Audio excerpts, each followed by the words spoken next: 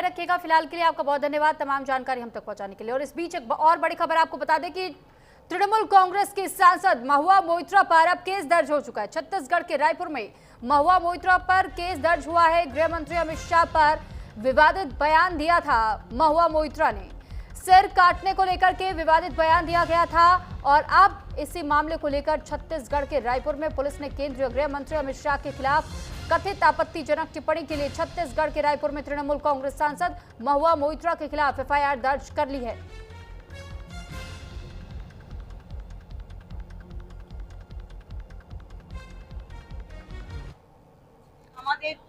আমাদের জমি কেড়ে নিচ্ছে, এটা তোমার প্রথমেই তো से टीएमसी नेत्री का बयान आया है, यह बहुत ही आपत्तिजनक है। इस तरह की भाषा का इस्तेमाल तो कोई बड़ा अपराधी या आतंकवादी ही कर सकता है। अब इसी मन मिजाज के लोग हैं तो स्वाभाविक रूप से बांग्लादेश की सीमा जो लगती है पश्चिम बंगाल से, वहाँ जो प्रशासन में लोग हैं, शासन में लोग हैं, भारत सरकार की कोई भी एजेंसी ईमानदारी से काम करे, इसमें भी लोग अवरोध खड़ा करते हैं। कई बार भारत सरकार की कोई एजेंसी जाती है, उसको कोऑपरेट नहीं लोग करते हैं और फिर इस तरह का बयान देते हैं। यह बहुत ही आपत्तिजनक है।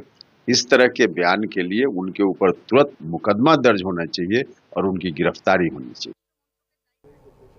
और इस पर ज्यादा जानकारी के साथ कनिका इस वक्त हमारे साथ जुड़ चुके हैं। कनिका, जानकारी चाहेंगे आपसे कि जिस तरीके का मामला सामने आया और अचानक से हम ये देखते हैं कि महुआ मोइत्रा इस तरीके का विवादित बयान गृह मंत्री को दे देती हैं और सर काटने तक की बात वो कर देती है इतनी आसानी से, जबकि इस तरीके के बयानबाजियों को पहले से निंदा होती रही है।